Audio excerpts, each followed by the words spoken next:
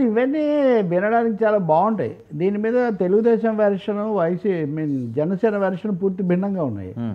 మీరు చెప్పింది పరిశీలించడం కోసం నేను ఈరోజు జనసేన ప్రజాప్రతినిధి ఒక ఆయనకు ఫోన్ చేశాను. ఓకే. నేను ఫోన్ చేసినప్పుడు ఆయన ఫోన్ తీయలేదు. హ్మ్. అంతా నేను వెళ్ళిపోయా. ఏదో పేపర్ చూసుకుని నా పనిలో ఉన్నాను. ఓ 10 నిమిషాల తర్వాత ఆయన చేశాడు.